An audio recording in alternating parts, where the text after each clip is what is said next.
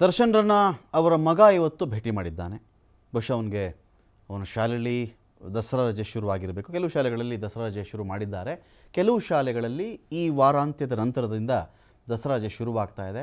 ಎಕ್ಸಾಮ್ಗೆ ಅವನು ಪ್ರಿಪೇರ್ ಆಗ್ತಾ ಇದ್ದ ಅಂತ ಕಾಣುತ್ತೆ. ಎಕ್ಸಾಮನ್ನು ಕಂಪ್ಲೀಟ್ ಮಾಡ್ಕೊಂಡಿರ್ತಾನೆ. ಬಹಳ ದಿನಗಳಿಂದ ಅವ್ರ ತಂದೆಗೂ ಕೂಡ ಮಗನ ನೋಡಬೇಕು ಅಂತ ಅನಿಸ್ತಿರುತ್ತೆ. ಪತ್ನಿ ಬರ್ತಾಯಿದ್ರು, ಸಹೋದರ ಬರ್ತಾಯಿದ್ದ, ಅವರ ಅಮ್ಮ ಕೂಡ ಬಂದು ಹೋದರು, ಸಹೋದರಿ ಕೂಡ ಬಂದು ಹೋದರು. ಆದರೆ ಮಗ ಫ್ರೀಕ್ವೆಂಟಾಗಿ ಬರೋಕ್ಕಾಗಲ್ಲ. ಬೆಂಗಳೂರಲ್ಲಿದ್ದರೆ ಬಂದು ಹೋಗೋದು ಬೇರೆ. ಮಗನ ವಿಡಿಯೋ ಕೂಡ ನಮ್ಮ ಬಳಿ ಇದೆ, ನಾವು ತೋರಿಸಲ್ಲ. ಆದರೆ ಚಿಕ್ಕ ಹುಡುಗ ಇದ್ದಾನೆ, ಅವನ ವಿಡಿಯೋ ಇಲ್ಲ, ಅವಶ್ಯಕತೆ ಇಲ್ಲ. ನೋಡಿ ಏನಾಗುತ್ತೆ ಅಂತ ಹೇಳಿದ್ರೆ, ಪ್ರತಿ ಮಗನಿಗೂ ಅವ್ರ ತಂದೆನೇ ಹೀರೋ. ಅಂಥದ್ರಲ್ಲಿ ವಿನೀಶ್ಗೇನು ಅಂದರೆ ಹೀರೋನೇ ಅವರಪ್ಪ ಅಂತ. ಹೀರೋನೇ ಅವರಪ್ಪ. ಬಹಳ ಮಿಸ್ ಮಾಡ್ಕೊಂಡಿರ್ತಾನೆ. ತುಂಬ ಎಮೋಷ್ನಲ್ ಅಟ್ಯಾಚ್ಮೆಂಟ್ ಕೂಡ ಇತ್ತು. ಆಮೇಲೆ ಗಮನಿಸಿದ್ವಿ ನಾವು ಕೂಡ. ದರ್ಶನ್ದು ಬರ್ಡೇ ತುಂಬ ಜೋರಾಗಿ ಸೆಲೆಬ್ರೇಟ್ ಆಗ್ತಾಯಿತ್ತು. ದರ್ಶನ್ ಇರಲಿಲ್ಲ ಅವತ್ತು. ದರ್ಶನ್ ಇರಲಿಲ್ಲ.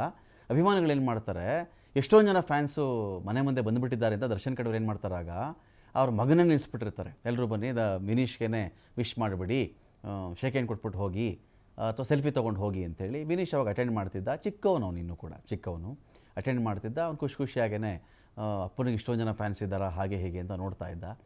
ಇದೀಗ ದರ್ಶನ್ಗೂ ಬಹಳ ದಿನಗಳಿಂದ ಮಗನ ನೋಡಬೇಕು ಅಂತ ಇತ್ತು. ಇವತ್ತು ಬಹಳ ಎಮೋಷ್ನಲ್ ಆಗಿದ್ರಂತೆ.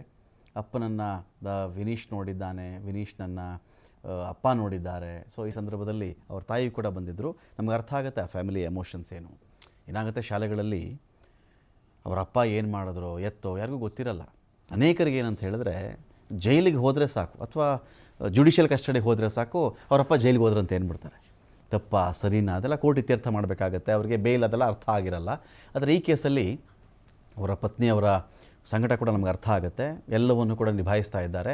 ಇವತ್ತು ಮಗನ ಕರ್ಕೊಂಬರೋಕ್ಕೆ ಅವಕಾಶ ಸಿಕ್ಕಿತ್ತು.